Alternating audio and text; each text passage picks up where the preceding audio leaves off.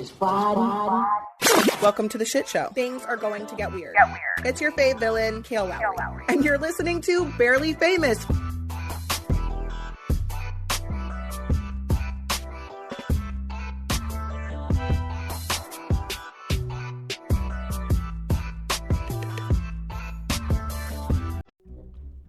Today, I have a special guest with us on Barely Famous Podcast. You may recognize her from Full House, Fuller House, or maybe one of her Lifetime movies. Jodie Sweetin is here for Barely Famous Podcast. All right, Jodie, thank you for joining us on Barely Famous Podcast. Absolutely. And you're promoting your new movie. Do you want to talk about it? So, Dateless to Dangerous, and it premieres June 21st on Lifetime. Yep, Lifetime at 8 p.m. 7 Central, and I'm really proud of it. Okay, well, let's talk about it. I don't know anything about it. Obviously, it's not the 21st yet, so tell me about it. So, the movie is Dateless to Dangerous, my son's secret life. And it is about sort of, but it is about the incel culture that we're really dealing with right now, and a lot of the really toxic masculinity and racism, misogyny that are taking hold of different corners of the internet. And I play Noelle, who's a mom who's kind of going through a separation with her husband at the time, and she's got 2 teenage kids, Miles and Haley.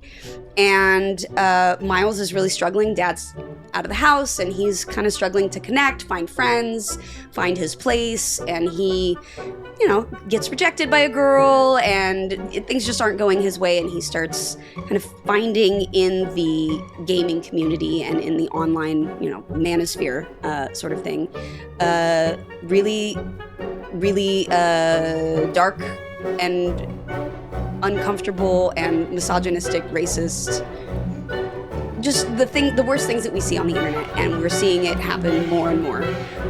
And so this really addresses, I think a lot of times we have seen them as school shooters or the sort of disaffected young men, and we're seeing it just more and more often. And that's really what this movie was about. And having teenage daughters myself, I was like really interested in bringing this to life. So is that what sort of drew you to want to audition for this? They actually sent me the script, and I read it, and I was really interested in it. One, because I think it's an incredibly important topic that we need to address. And 2, because I was just excited to be able to, do something so different than what people have seen me do before. How was it different than doing like sitcoms or? It's different in every way. Yeah. But it's nice because I love performing. I love acting. I love doing comedy, but I also love doing stuff that's a little bit darker and, more along the lines of stuff I watch, because I definitely don't watch sitcoms and things. Yeah. You don't watch sitcoms? No, I don't. Oh my gosh. So what do you watch? A lot. I watch a lot of weird documentaries. Okay. And yeah, I don't watch a ton of television. Okay, fair. So I read a lot of books. I'm a nerd. Oh, okay. What's your favorite book? Ooh, there's a whole series of books by a Spanish author named Carlos Ruiz Zafón, and he wrote an entire series of books called The Cemetery of Forgotten Books. And it is an incredible journey through Civil War era, like 1930s Spain. Okay. And it's got elements of like sort of that magical realism and like some dark kind of gothic tones, some historical fiction. I love it. And he's an incredible writer. So. My friend Emily and I also run a book club. So we're big book girlies. Okay. And actually just had a couple authors here yesterday. So that's exciting. I didn't know you read. Yeah. What do you remember about growing up in LA? And you still live there? I do. I still live there. Growing up in LA, I remember when you used to be able to get from Orange County to LA in under an hour. I remember the days of less traffic. That's what I remember. But no, I remember, the joke is always, I remember like reading a Thomas guide, like the paper maps as a kid, because my mom would be taking me to auditions all over LA. Yeah. And I was 5 years old sitting in the passenger seat, like, all right, we got to get to La Brea, and looking it up. And I remember a lot of time in the car. Yeah, in LA, going back and forth to auditions or back and forth to, Full House set. Yeah. And we lived, like I said, a little bit outside of LA. So it was a lot of time in the car, me and my mom. got to spend a lot of Growing time up, there. did you always want to do Hallmark films or Lifetime movies, or was that just sort of? That was, it sort of came about after I came back and was doing a lot of Fuller House stuff. Yep. And one of the things that Hallmark loves to do is bring back, a lot of fan favorite stars to do their movies. People that, were in the 90s that everyone grew up with. Yeah. It sort of brings that sense of comfort. And I know that Hallmark movies, Christmas movies, rom-coms, all of that's something they definitely like to capitalize on. Well, I think people love a good crossover. And so when they see their favorite, sitcom stars or whatever Right. it is, come on. I think I had Tamara Mowry was Oh, on. yeah. And she was in a Hallmark Christmas movie, which was Yes. cool. And so that makes sense that they would pick people from. They pick people I think that have a following, because one thing I know too about like Hallmark and Hallmarkies, as they call themselves, I think they really attach themselves to a particular star or celebrity of the different movies, and they're just excited to watch anything that they do. So it's, the fans are really great and give us a lot of opportunity to keep having fun and working. Yeah. When you were filming Dating to Dangerous, what was the set like compared with like a sitcom like Full House or Fuller House? Well, I mean, a sitcom, you're shooting 4 cameras at once. So a sitcom is more almost like a play, because you have your live audience or just sort of your camera row. So everything faces out like a theater would. Okay. When you're shooting like a Lifetime movie or something like that, they call it single cam. There's usually 2 cameras, but it is more done in a space like this. So you are setting up different cameras, and then we've got to get coverage of you. So now we've got to move all the cameras and the lighting and everything. When you're doing a sitcom, everything is lit. You've got 4 cameras and you're trying to get all the shots that you need of everything that's happening at once. Okay. So single cam movie world is much slower. Yeah. And it's a much different pace than like a sitcom. A sitcom is kind of a machine that's running, and like single cam is like a lot of the hurry up and wait, where you're like, we need you on set right now. And then it's 2 hours because they're relighting something or whatever. And more in like a realistic setting where like a sitcom would be like more in a realistic setting, or more what I'll say is like almost like a 3D set. Like it has 4 walls typically. Sure. Or at least it's just you're bringing the cameras in a lot closer. So yeah, it's a different thing. And I directed an episode of Fuller House, so I got to direct a sitcom, which is, it's a lot of moving parts to that. Well, what was the difference between acting and directing for you then? Oh my gosh. Well, I was acting and directing that week. So it was like different hats. But I mean, I loved it. And I think, it was interesting. What I realized is, the second I would stand behind the director's podium and be watching the scene sort of play out and giving notes or whatever, I immediately would start referring to everyone as their character name. Okay. But when I was on the other side and in the scene with everyone, it was like I referred to all of them by their normal name. And It was almost like when I took myself out of it, it became distant. You know what I mean? It became more of like a tableau that I was playing with and directing. And then when I would be in it, I was like, oh, no, now I'm in this. So yeah. But it was a lot, because it was a very heavy Steph episode. There was, quite a bit of scenes that I was in. So it was a lot of kind of running back and forth, but I like doing that stuff. I like to keep my brain over occupied. Yeah. Well, sometimes that's how we have to do it. Yes. But through all of it, whether it's sitcom, Lifetime, anything, do you ever run into people calling you by your character name instead of your name? All the time. Does that bother you? No, I don't. No, because I also know that like most people have grown up seeing my face and associating it with the name Stephanie. Right. No, I don't care. It's no resentment? No. Okay. No, I get to do what I do and continue to do it 37, 38 years later because people fell in love with Stephanie. Like, I'm not mad at that. Oh, I love that, though. I call people that I've known my whole life by the wrong name. So they've never met me before. What do they know? Do you ever talk about your childhood and how you were raised and being adopted? Yeah. Okay. Oh, yeah, Can we talk about it a little bit? Yeah, absolutely. I mean, I was adopted before I even remember. I was like 14, 15 months when it was finalized. But I spent my first Christmas with my mom and dad that adopted me. So I've really always known them as my parents. Right. But I always talk about being adopted because one, I think particularly in the 80s and prior to having a lot more open discussions about reproductive health and IVF and all of these things, being adopted was kind of a thing that people didn't really talk about. It was kind of like, there was not a shame to it, but it was like, oh, that's not your real kid. And people would say stuff. People would say, oh, that's your adopted kid. That's not your real kid. That's your real kid. Right. And I think my parents just never really wanted that. And they also, never wanted everything about my life history coming out at 5 or 6 years old when I had no control over it. Right. But no, my parents were always very open about me being adopted. And, I think I know that once I had kids of my own, particularly my older daughter, and was still kind of struggling with trying to get my shit together and get sober,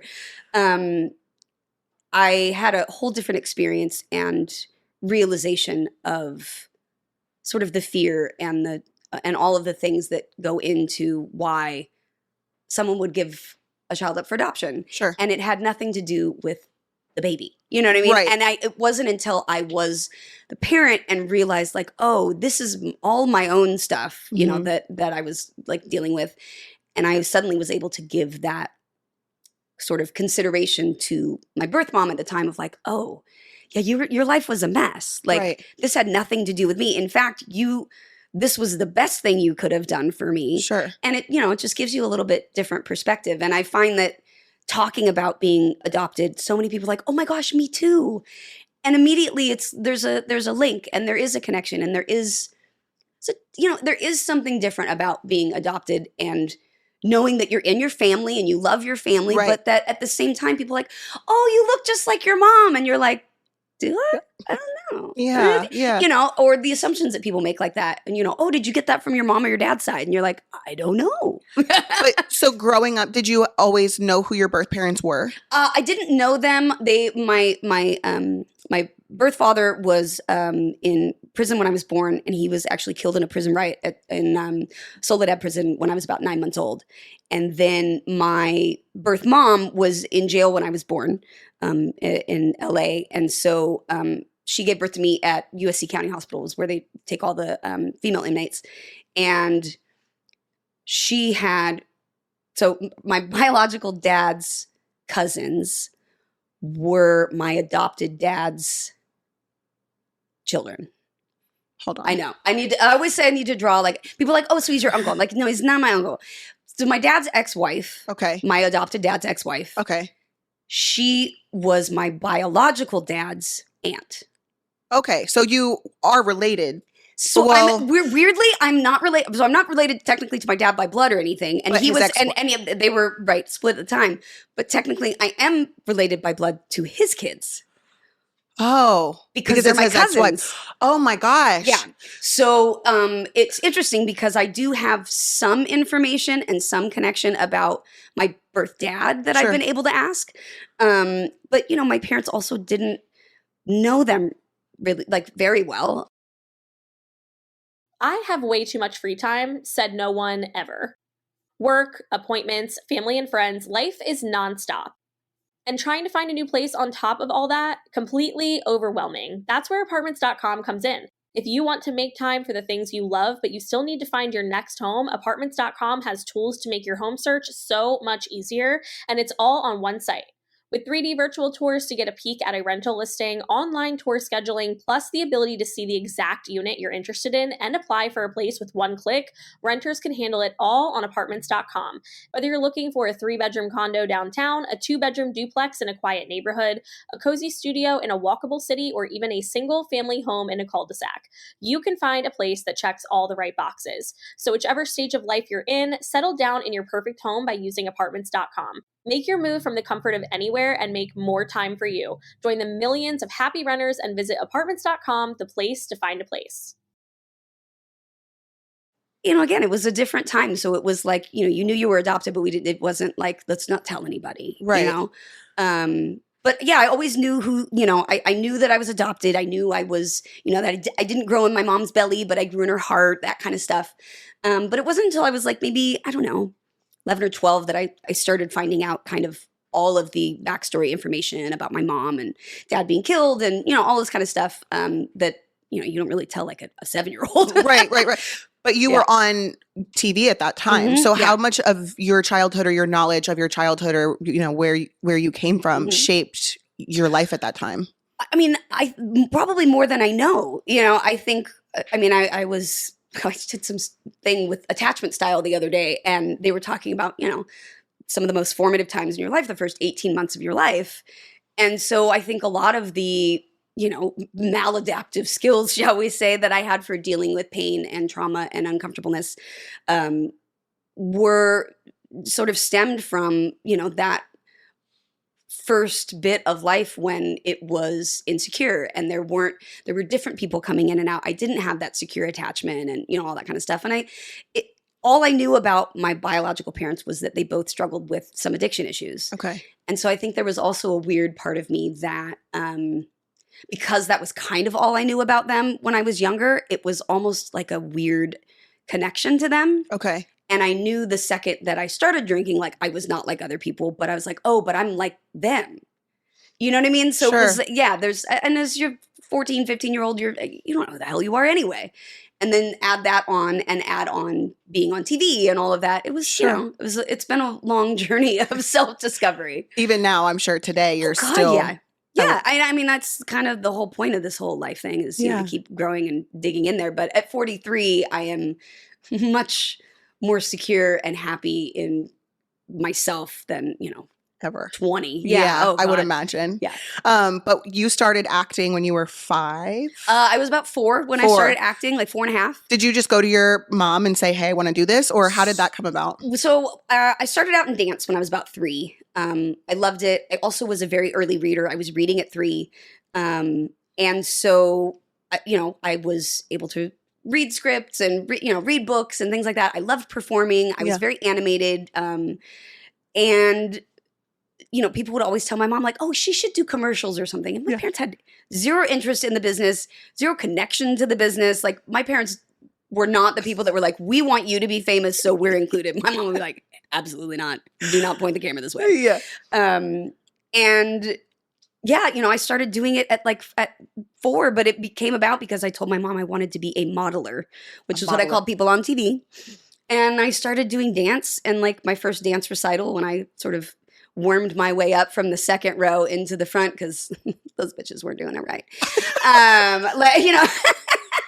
got up to the front and my mom was like, maybe we should put her in. She seems to really like this. Yeah. And I just always loved it. I loved performing. I did commercials, booked a ton of commercials, and then did a guest appearance on another sitcom that was the same producers that would eventually do Full House, and they had Full House in development. It was just kind of an idea at the time, and they were like, that's Stephanie Tanner. And I got cast from doing that one episode of Valerie with Jason Bateman and Valerie Harper. And I got cast on Full House from that, and then everything else is just sort of history. Were you able to live a normal life and go to public school just like other kids your age? Yeah. I mean, I sort of went back and forth, but our producers were really... I mean, our set was such a great place to grow up, and it was such an anomaly in sort of the world of child stars. You know what I mean? We had such a close connected cast and crew, our producers, everybody looked out for the kids, loved the kids. It was not, we were never looked at as like commodities. It was like, well, what's in their best interest? And then let's try and figure out how we can work around that. And so for me, they were able to let me go to regular school 3 days a week. Oh, cool. So Mondays we didn't work. After the second season, we had a 4-day work week, Tuesday through Friday. Mondays I'd be in school all day. Tuesday, Wednesdays I would be there till lunch. And then Thursday and Friday I was schooled on set. So I got kind of this hybrid thing, but I went to a public school in Orange County. Nobody else was in the business. I had normal friends. I still to this day, most of my friends are not in this business. If they are, they're crew because we're crazy actors. But life was very normal other than this thing that I did that other people watched. And I never watched the show. I didn't care. I wasn't impressed by it, being on TV. Yeah. So for me, it was just very normal. That's so interesting. Yeah. And you don't have the same experience then as some of the actors on Quiet on Set and stuff. So how does No, God, no. How No. do you, I guess, empathize with them? Because obviously it didn't happen to you, but that doesn't mean it didn't happen to me, but I know plenty of people who it has happened to. And I also know that maybe it wasn't painful. It wasn't an uncomfortable situation, but being a working child actor comes with a lot of responsibilities and a lot of shit that gets put on your shoulders that I don't think you really kind of pick through until you're a little bit older. Sure. And, I wouldn't change anything. I love what I did, but I definitely am oh yeah, there's a lot to being a child actor that is placed upon, sort of the shoulders of very young people. Mm-hmm. And I'm really glad for some of it. I have an incredible work ethic from it. Yeah. I love it. I get to do what I love to do. Mm-hmm. But it's also like, yeah, but at 6 years old, I knew like you don't get sick days. You know what I mean? You got to get up. If you're not feeling it today, it doesn't matter. You've got 250 people that are counting on you, and you've got shit you got to do. Right. And so you, at a very early age, learn sort of, okay, my needs come second to what has to get done. And that isn't always great, because then you continually put your needs to the back burner. Right. Because you're like, oh, that just feels normal and comfortable. But you didn't know any different either. No, I didn't know any different. And, and again, like my parents were very normal. Our producers tried to make it the most normal experience possible. Sure. But, you're working. But there's no bad days. You said there's no days off, but there's probably no meltdowns. You can't have meltdowns. You can't. Yeah. And I wasn't that kid anyway. Right. The only time I ever got upset, my mom still talks about it, and I joke about it with Jeff Franklin, our creator and executive producer. There was like some dream sequence thing that Stephanie was doing, and there were costumes. Okay. I love a good costume. And they custom made this like very 1930s, 40s Busby Berkeley sort of turquoise satin gown with like boas at the bottom. And I was dancing, so I was loving it. And I loved that dress. But in the dream sequence, there's like another part of it that's like a little sort of hot pants, cute, like little onesies, sequined outfit. Yeah. I didn't like that as much because it didn't twirl. And so I was like, I don't know, 7, 8. And they were like, hey, you have to change that. And I was like, I really like the other outfit. And my mom was like, you got to do it. And it was the first and only time that I was like, but I really like this outfit. Usually I was like, yeah, whatever, I don't care. Yeah. And for whatever reason, I was real stuck on that. And I think because they created it for me. I got to go to the wardrobe department at Sony Studios, which was where they did Wizard of Oz and all, Yeah. And I was like, this is cool. Like, this is so important. But that was like the only time that I really ever, and our producers were like, you've got to go change. We have to, this is, and he pulled my mom aside and was like, I can't have an 8-year-old like freaking out, and we got to do it. And she's like, I know, Jeff, I'm trying. Yeah. And now we joke about it. He's like, I wasn't mad, but it was like, we gotta work. Schedule, Yeah. Did you get to keep the dress? No, I didn't get to keep the dress. Oh, damn. No, I didn't get to keep the dress. But that's okay. It was. They can't, all stuff like that. They keep for wardrobe. Like, okay, makes sense. Technically, not supposed to take anything with you, but we would at the end of the season.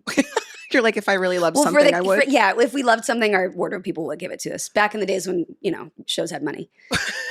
Well, cable is weird now, so I feel like cable streaming. Yeah, yeah, all of it. Can you do it all for $5?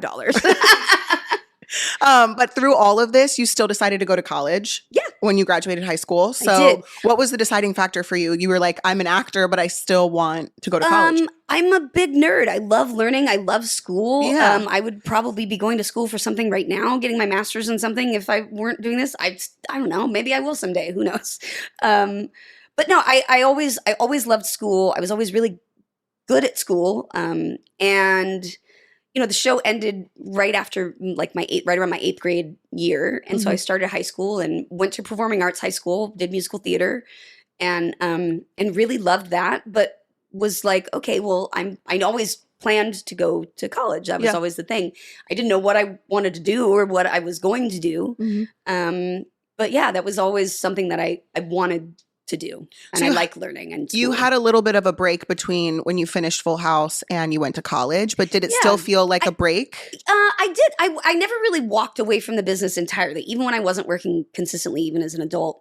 It was like, I never was like, oh, I don't want to do this anymore. It was like, well, I'll leave the door open, but bills got to get paid. Right. Yeah. So time to get a job. Yeah. And, there was some time in between, but I did, I did like 4 or 5 episodes of Party of 5 with Lacey Chabert, and I did a show called Yes Dear, and I did like bits and pieces on different things, but really just was kind of enjoying like the normalcy of going to school and just being there every day. Yeah, no, that makes sense. By the time most other kids were like, I hate school, I'm here every day, I was like, oh my God, I get to go every day.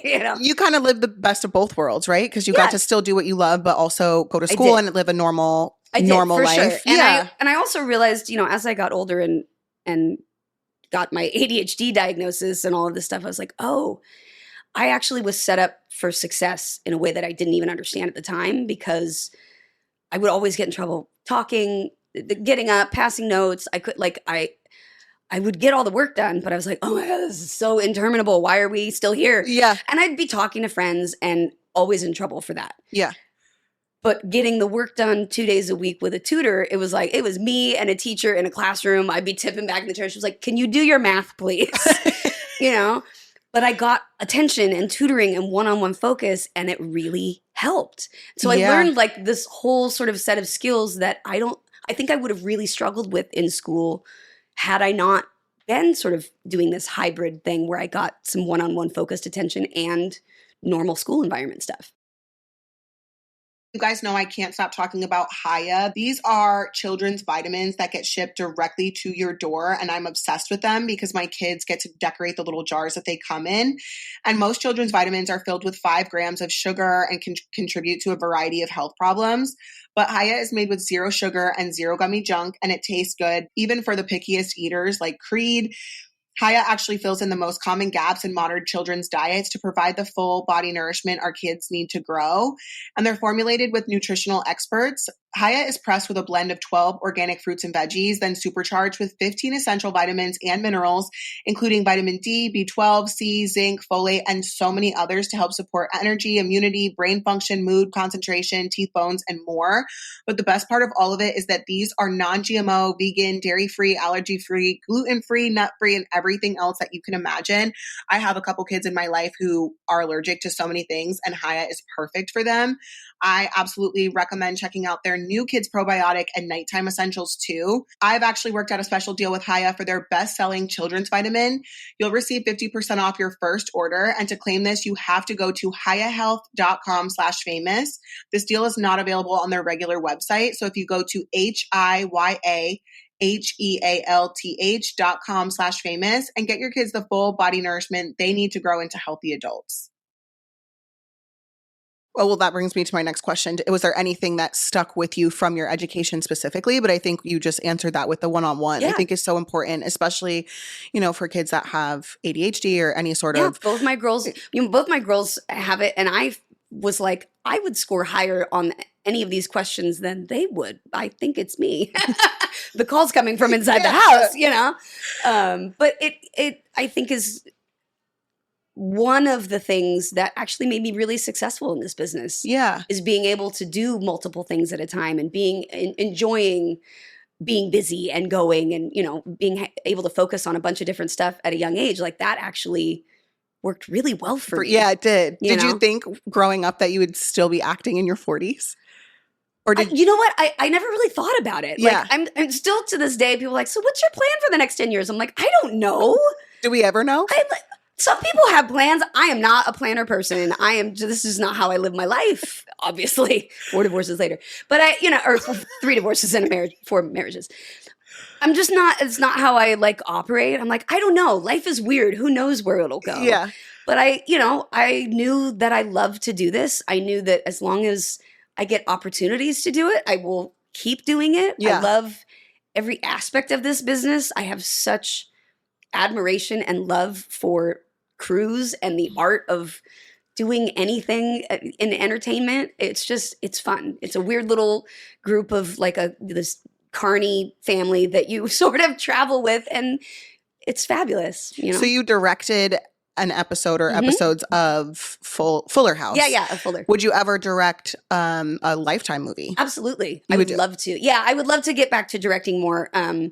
It was a really wonderful opportunity, and I found I've just really again, having 9,000 things going on, and I was like, oh, this is my happy place, little controlled chaos. Yeah, I love that. But I do. I love it. I love creating, and I love working with actors. And as a director, that's one of the most important things that you're doing is really working with actors. And having been on the other side of it, you're like, I know what works. I know what doesn't. Ask questions. Don't, all those kinds of things that you just get from being on the other side of it. But yeah, I would love to direct more. That's kind of where I want to go. I don't always want to be in front of the camera. I would imagine it would be nice to be on the other side. I want to get tattooed and just be like, well, I'm very tattooed on places you can't see. But I'm like, at some point in my life, I'm like, I don't need to be the face of stuff. Yep. But I love creating. So if you got tattoos on your arms, would that prevent you from getting a role? I have a couple here now. Yeah. Do you got one on my back. I got one big thigh piece. I've got both ribs done. I got my low back. I'm running out of space, basically. Yes. Yeah. But if you had them visible, would it prevent you from getting a role somewhere? Would they cover it up, or how does that work? They'll cover it up. Now you can cover up with airbrush and all this kind of stuff. But it's more that it's like, do you want to spend 2 hours every day covering up your tattoos when you already have to come in 2 hours early for hair and makeup? Like, do I want to come in at 4:30 in the morning to cover all that up?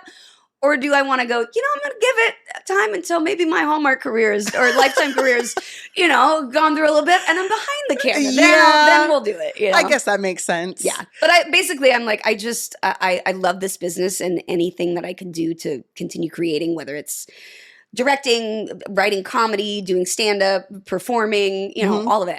I love it. What were the biggest differences from filming Full House as a child and then filming Fuller House as an adult? Definitely having more creative input, which was so cool. As a kid, it's just kind of like you do what's written. But, and getting to come back to characters that had been part of us for so many years, you get to fill in the blanks in between, you know? And like, you don't usually get to do that with a role. Like, you never go away for 20 years and then go, I wonder what the hell she's been up to, And we got to do that. And, that was really different, was getting to have a voice and like a voice in how we wanted scripts to go, what we liked, what we didn't like. It definitely gave me a much greater sense of how to stand up for myself and how to say what I wanted and say this is what I'm doing, this is not what I'm doing, or whatever. It was also really cool to be the adults now in a situation working with young kids in the business who this was also kind of their first time, and being like, dude, I get it. I've been there. Yeah. And I connected with the kids really well. And particularly Elias, who played Max on the show. He was a hyperactive little boy. And so sometimes he would be just all over the place. And I was like, bro, look, come here. You want to go home? I want to go home. Yeah. Chill out. Let's do this. And and he'd be like, okay. And he'd get it done. And get it done. And it's like, but there was a nice understanding and relating to like, I know it's a long day, dude. Yeah. And you've had to do school. Like, it sucks. Yeah.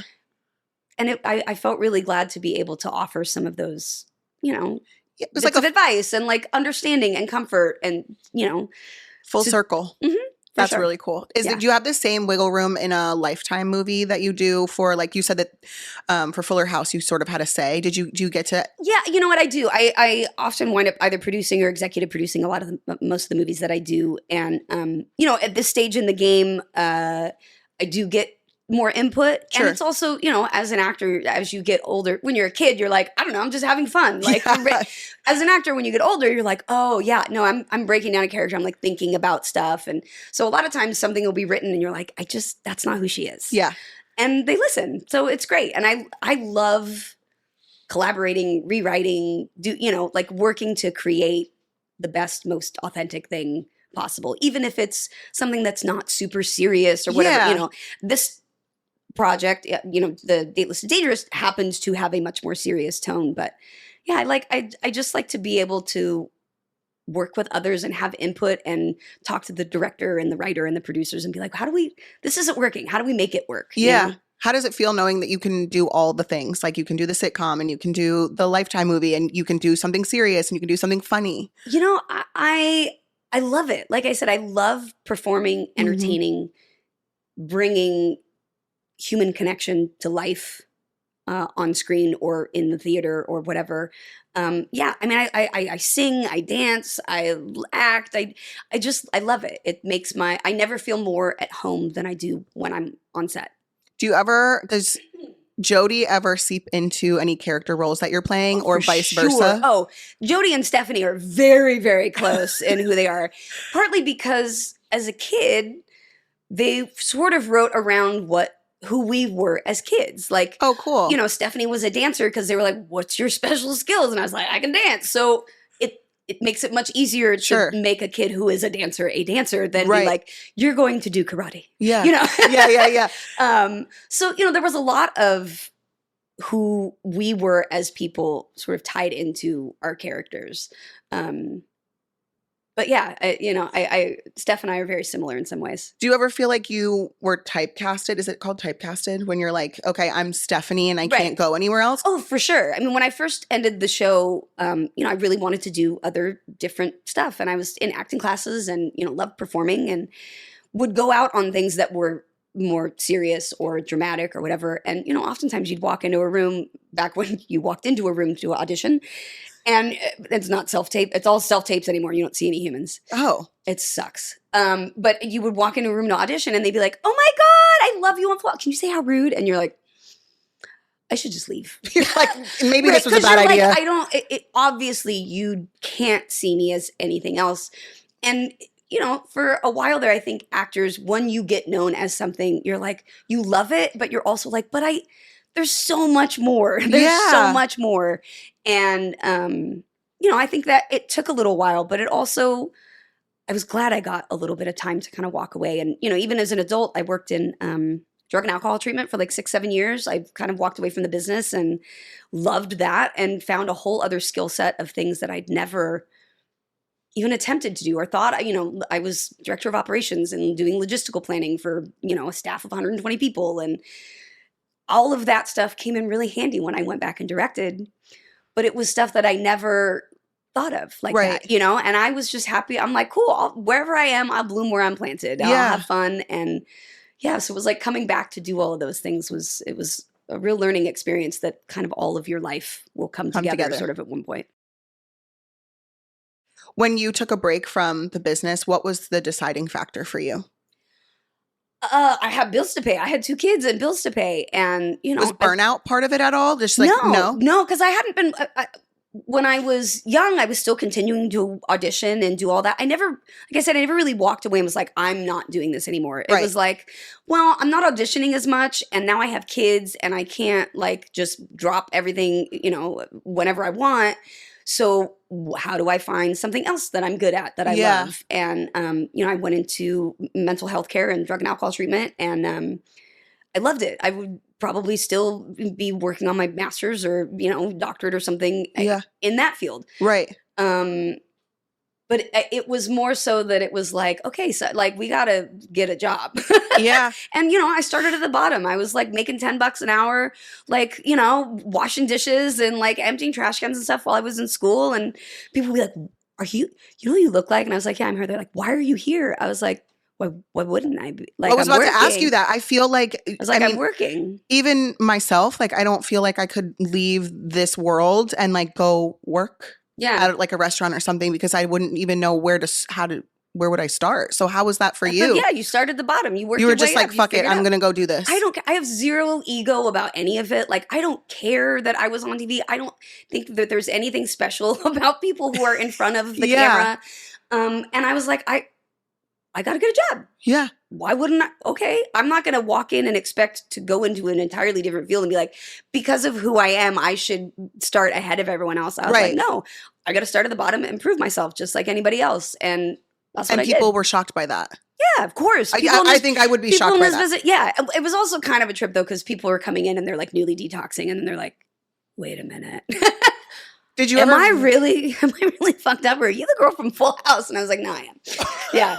They're like, God, I thought I was having some sort of a, like a detox dream. And I was like, no. I mean, you might be, but also, yeah. Did you ever read about yourself? Like, would people post about it? And did that ever like freak you out that people would see you working at, the detox center? Yeah. I mean, I have had exes tell stories about all manner of things. And I'm like, I don't care. I don't care. There's nothing. How do I get there? How old are you? 33. Oh, girl, you got about 10 years. Oh. It's true, though. But I was just like, why am I going to let someone else's perception of what I should or shouldn't be doing or what my status in life should or shouldn't be because of something I did as a kid? It just didn't make sense to me. Like, who cares? Like, just go get a job, do what you got to do. Yeah. And I loved it and it was fun. And 10 $10, $12 an hour. Like I was making, and I'm not making a ton of money, but it was something. Yeah. You're staying on your feet. I was like, okay, this is what we're doing. Oh my gosh. Yeah. And you have been married 4 times. Is that right? I have my husband Mescal now. This is it. I'm too old for this shit. But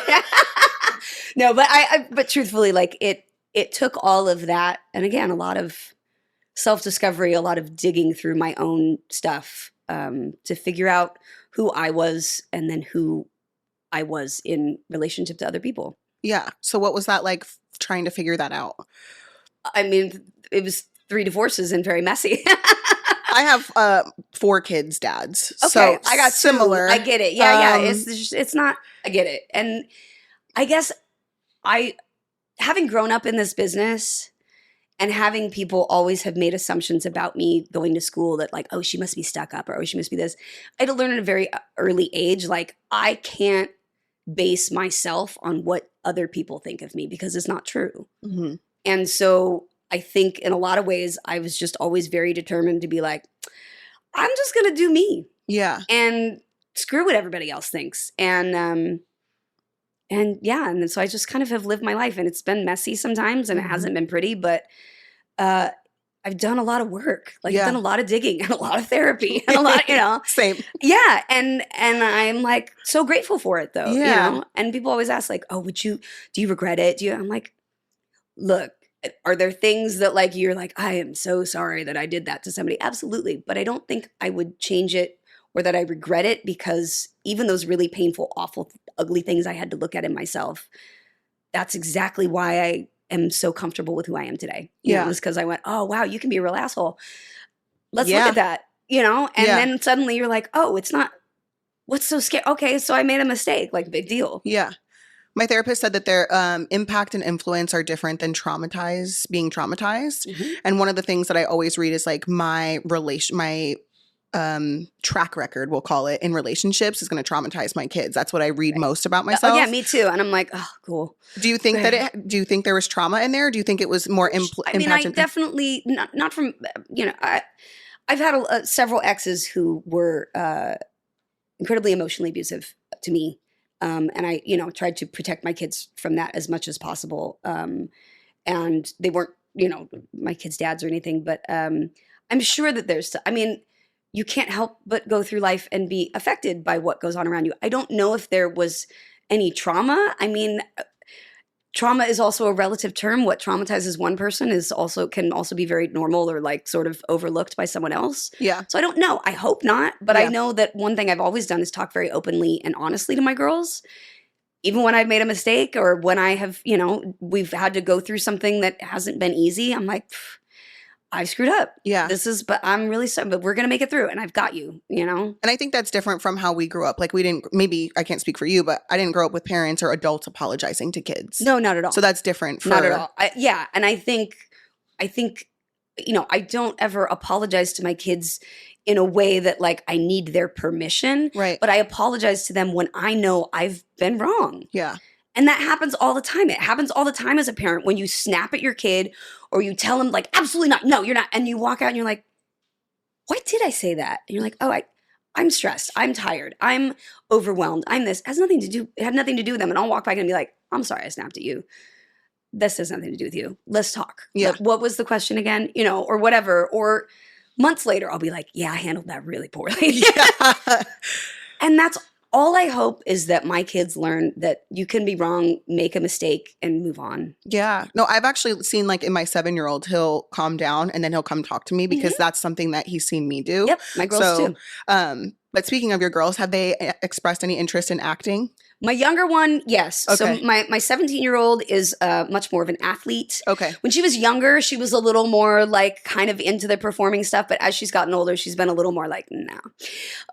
But she is an athlete, really great soccer player. But my younger one she has the performance bug for sure. She's in a performing arts school program, musical theater, and she is and I'm not saying this just because I'm her mom. She is an incredible singer. Like she is, she's really impressive. Like I saw her do something recently, and I was like, because when you don't see your kids practice at home, and you're like, oh no, like I knew she could sing, but I was like, oh, this is gonna go well. And literally, the audience was like, she sang Last Midnight from Into the Woods and absolutely nailed every note in it and killed. And I was like, oh. So then what do you do? Does she want to go to auditions? How would you support her? Right now, she's happy where she is. She likes going to school. She likes having a normal thing. You know, there were times, because she was like this when she was 4 or 5 years old. She got up, I remember one of our first tapings of Fuller House, got up and sang Katy Perry's Roar in front of the entire audience and like nailed just for it funsies. at 5. Yeah. And she loves it. Yeah. I, though, saw in her that she didn't have that thing that you need as a child star, which is that you are willing to put your needs or whatever you want in the moment aside for the longer term goal. Okay. And so I was like, that's not who you are. I'm not going to make that who you are. Enjoy being a kid. You've got all the time in the world to be in the business. And the business is very different now than it was. You know, to be a kid in this business with social media these days, I don't know how they do it. And I wouldn't, I really don't. It was hard enough to not have that stuff and grow up in that world. And I can't imagine having to put yourself out there like that. And you know, because of the scrutiny, you mean? Or because the scrutiny, the cruelty, the constant pressure of having to be relevant, new. What are you posting? What are you doing? Like it's a lot. Yeah. And that is what people's careers rely on now, particularly young people, you know? And it goes away so fast. Like, it goes you could away work so fast. so and hard. so you're constantly like, I need to do more. I need to do more. And I'm like, I'm not putting Sounds that like in. me, actually. I mean, I get it. Look, I am notorious for being like, you lazy piece of shit. You need to do more. You know, I'm like, I'm doing 7 jobs. No, but that makes sense because I feel like the urgency maybe in the 90s wasn't, you don't have to worry about what you're doing between filming seasons or tapings. You had to worry about something. You had to worry about tabloid reporters. Okay. But you didn't have to worry about someone taking a picture of you on your phone or of you posting something stupid in a drunken stupor, you know, like sure. There's just, and as a young person, like you make so many mistakes. Mm-hmm. You're so dumb. And now you have the opportunity to share with everyone just how dumb you are. Yeah. And we should all have the space and freedom to go be dumb and learn things when we're young and work through it and not have to do it on a public stage. And now it's celebrity or not, your life is ruined if you say something or do something that a lot of young people do stupid things. Sure. And if you don't post it yourself, someone else will post it. Exactly. Someone else will post it. You know, I'm glad I did all my stupid partying right in the days the cell phone cameras were just coming out. Like the BlackBerry could take a fuzzy photo, you know, and I'm like, woo, missed that.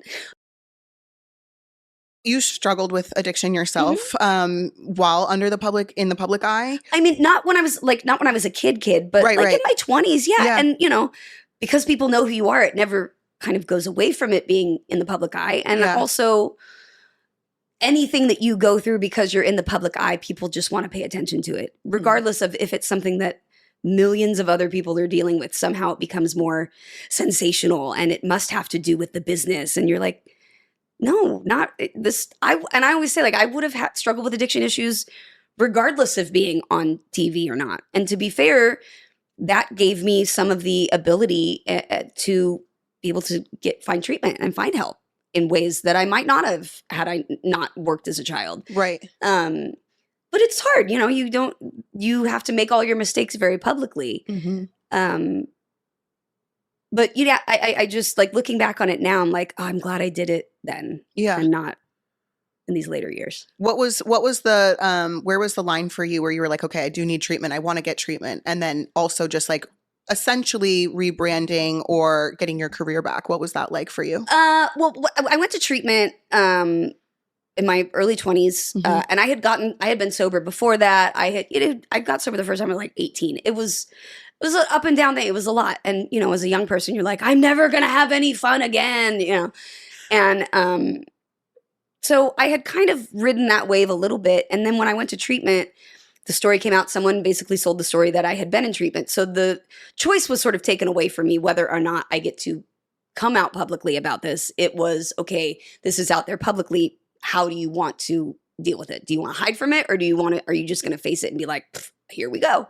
And I chose to just face it because it's not going to go anywhere. And the more you try to not talk about something, the more people want to talk about it. Right.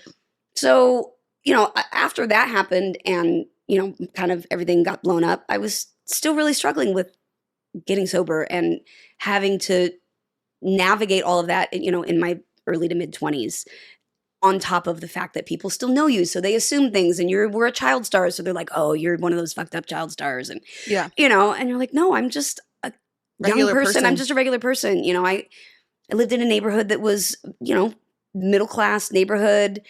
And there were 5 other kids in that neighborhood who either went to jail for drugs, OD'd in their house in our neighborhood. Nobody knew about them. Right. But it happens all the time. Right. And, I always say that because I'm like, it have to be someone famous. This happens all the time. Right. So I just felt like, okay, well, I guess then I'll talk about it. Right. And so you did. Mm-hmm. And then what was it like getting, going back into acting after your final going to treatment? Well, I had gone to treatment in my 20s, and then I had kids, and then I got sober, and then I got drank again, and then I got sober. It's been up and down, but it's been, 16 years since I've drank alcohol. 13 years since I relapsed on meds with a car accident that I was in. Pills were never my thing, and then they prescribed me Somas, which is a muscle relaxer, for some. I was like, "Ooh, this is fun." But yeah, getting back into acting, it was hard for a little while because it was, again, the only thing that people wanted to talk about. So it was. There were times I was like, "Oh, why didn't I just keep my mouth shut? Why didn't I just say I don't want to talk about it?" Because now it's all that people want to talk about. But through it, I got to come back to Fuller, and I just never gave up, knowing that I had more to offer than just being some salacious story. Yeah. And did you ever have to spend time rebuilding trust with producers or anything because they looked at you differently, or no? No, because I didn't come to set loaded. I didn't, hungover, sure, but I didn't, I never screwed anything up. And, when I first was going through all this and I wrote my book, I was doing these speaking engagements about being sober and going through treatment, and I still hadn't gotten completely sober yet. And so I was saying I was this person, and I was not, but nobody knew. And, sometimes when you can get away with stuff for a long time, that self-loathing is almost worse because you're like, oh my God, I'm such a liar that nobody can even tell that I'm lying, and it was really hard, and I felt terrible about it. Yeah. And then when my book came out, I hadn't told my speaking agents actually about some of the stories, and then it was in the book, and so they called and they were like, "Wait, what?" And I was like, "Oh yeah, I should have told you guys about that." But honestly, since then I've done more speaking engagements. Same people, they've come back. I have great relationships with everyone that I work with. Even my friends that I used to get loaded with, I've apologized, and they're like, "You weren't always an asshole. You were just insane, and we never knew what Jodie we were gonna get." And I was like, "That's part of my charm." Yeah. So you still don't know, but now I'm sober and I'm gonna remember it all. Yeah. How much of your past, your childhood, your recovery do you talk about with your girls? A lot. Yeah. My girls, again, there's no hiding from it. They have access to the internet. They can Google everything they want about me. Yeah. And it's not like their dads haven't told them stuff about me. Mm-hmm. So it's like, okay, I'll be honest, because I also think I know me growing up, I had this idea that my parents had never done anything wrong. Right. And I think parents then, like we were talking about, we apologize to our kids now and we have a different relationship.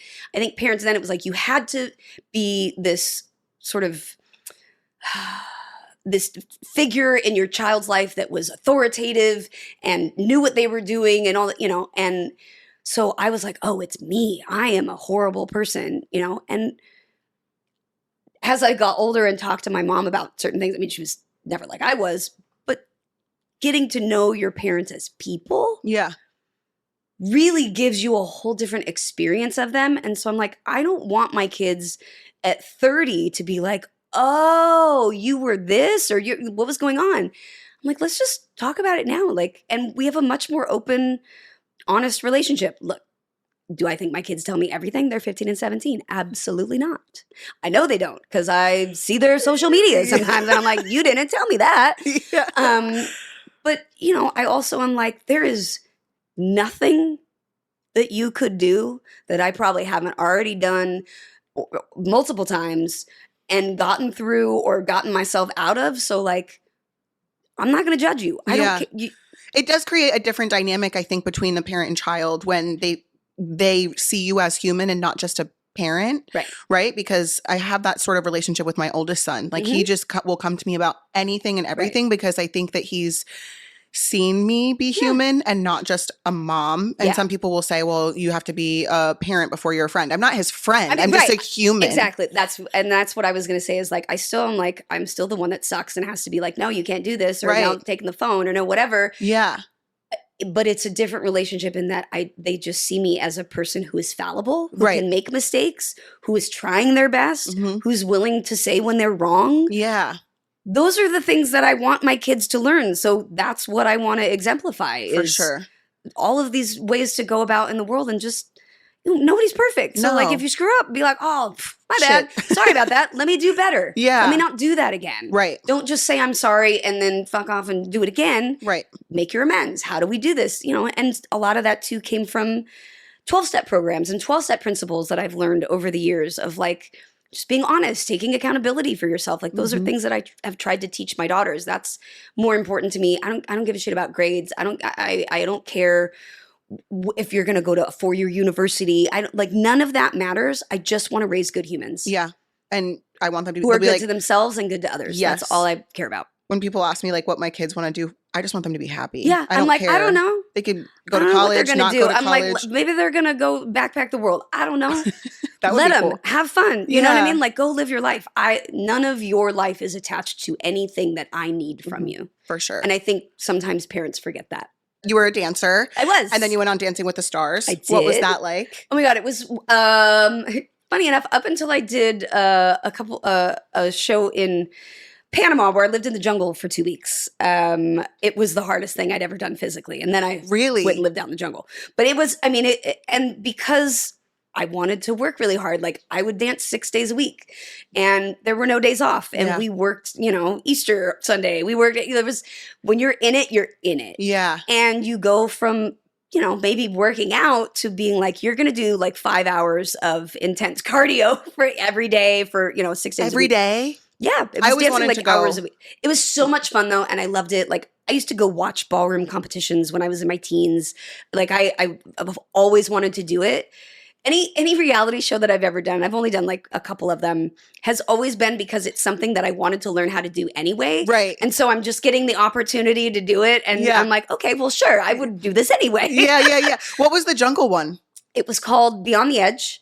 And it was a show where it was sort of like a Survivor, Naked and Afraid-esque thing. We lived out in the jungle on our own for 2 weeks. And every day we competed in like crazy like Ironman competitions. Would you do that again?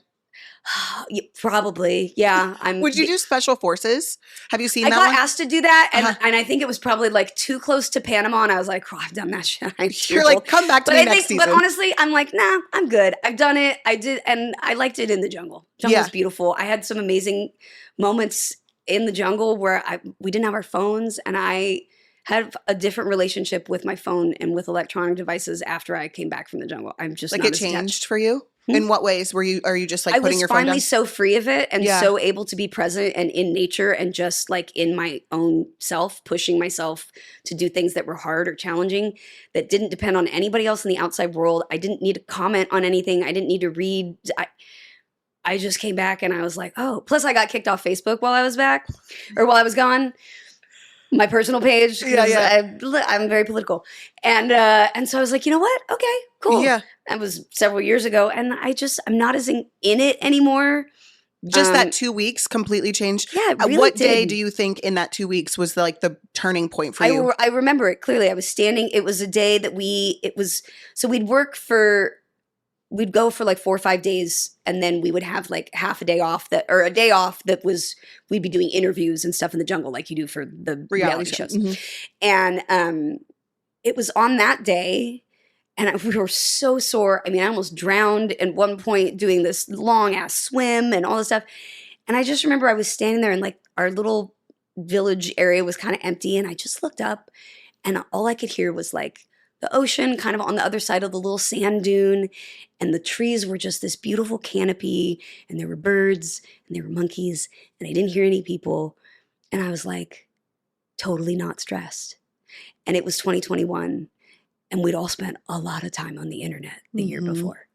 And I went, oh. This is what it was supposed to be. This is different. And I was like, I need more of this. And to dip my toe into the other rather than the reverse of living in that all the time and dipping my toe into like nature and taking a break from it. Oh. And yeah, I guess also it's my age. I remember life before all this crap. Like I remember when you just used to go out and do stuff and have fun.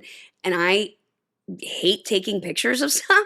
So like I just go live life and I'm like, oh yeah, everyone that's like younger than me is like, oh, but you got to take a picture of it. And I'm like, I don't, that's not me. Like so I live in the age of like, you know, the wind up cameras and half of them would have your thumb over the lens and you were like, oh well.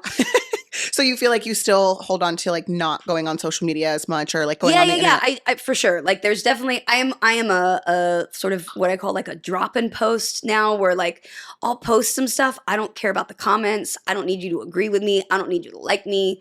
I'm very political in what I talk about. So I will post stuff about that and then just be like, okay, I'm out. Bye. You know, cause I'm like I've spent time arguing with people on the internet. Yeah. And it's just diminishing return. Right. It's diminishing returns now. And I literally notice I open it up and I'm like, oh my God, I feel so anxious. And I'm like, I'm much better feeling like I'm taking action. So I'll dip in there and be like, where's a protest? Where's something I can take action on? Where's something I can learn? And then I'll be like, okay, bye. I'm not reading the comments. I'm not going to argue. I'm not going to change anybody's mind, but I'm going to be who I'm going to be. And you haven't always been like that? No, I think it took a while to like kind of be like, oh, I actually don't like social media all that much. You know? It was really fun when we first started. We had a great time, everybody collectively. And I think now we just have gotten really away from the connected part of it. And it's just, I mean, it's, you know, it's become sort of AI corporate bot slop. And we've just become cruel to each other. Yeah. No, I could agree with all of that. I'm like, I could be mean to somebody in person. I don't need to do it on the internet, you know? Like, why waste my time? You might not even be a real human. Yeah. What was your favorite role that you've ever played? I mean, I guess it would have to be Stephanie. Really? Yeah, I love Stephanie. Yeah, And again, she's like sort of the closest to me, so it's always been like, oh, that's an easy role to slip into. Yeah. And you know, she's loved. Yeah, like, she is. I have loved Steph now. I think as a teenager, I was like, oh my God, I know I was on the show. Now I'm like, I love her. I love that show. I love what it was about. I love how connected people are to it. I mean, we were in Harlem last night for Juneteenth and I passed by this young kid on a skateboard, like, you know, nose piercings, all this stuff. And he was like, are you that lady from Full House? And I was like, yes, can I give you a hug? And he was like 17, 18. And I was like, absolutely. And what other characters give you that response? Yeah. Other than something that people have grown up with and lived with their whole life. So I consider Steph to be like a special little conduit of, you know, love and change out there in the world. Is there a dream collab or a dream role that you want to play? I don't know if there's a dream role. I like doing more serious, dark stuff. But I would love to do like a show like It's Always Sunny in Philadelphia or Arrested Development, an sort of irreverent, witty, layered single cam comedy. Yeah. I love it. I watch that. Those are the kind of comedies I watch. I don't watch sitcoms, but I will watch. Do you watch The Office, or did you? Yeah, I did. Yeah, I watched like The Office. I didn't watch it like all of the time, but yeah, again, that kind of stuff. I just that would be really fun to do. But I also I really want opportunities to direct more. Would you ever do like a book to movie or book to show adaptation? Absolutely. Yeah. What are you most looking forward to? Book to movie adaptation. Ooh. Did you read Verity? I didn't. Don't. Okay. I mean, do. If you have a weak stomach, don't. I don't. I think I'm a very dark. I'm like this. There's nothing that can shock me or make me weird at this point. Like the dark stuff. Yeah. Still Beating is supposed to be a movie, and that's by Jennifer Hartman. Okay. I'm trying to think what. Yeah. See, I'm usually one of those people. I'm like, once I've read the book, I'm like, I don't care about the movie because I'm like, it's not going to be as good. But you could be in it. You could be casted. That I would do. Yeah. Oh, Remarkably Bright Creatures. Have you seen Love? That is going to be a movie. That's going to. You know who's in it? No. Sally Field. See, she's playing. Why can't I think of the character's name? She's playing the main character. The octopus. She's not playing the octopus. She's playing the. They're CGIing Sally Field's face onto an octopus. It's the flying octopus. No. She's going to Tova. Tova. Okay, thank you. Yeah. Oh wow, I didn't know that. I read that book. I was in Yosemite and I read it after a horrible bout of norovirus, which was a real bummer. No. But I was reading that book and just crying at the end of it. I loved it. it.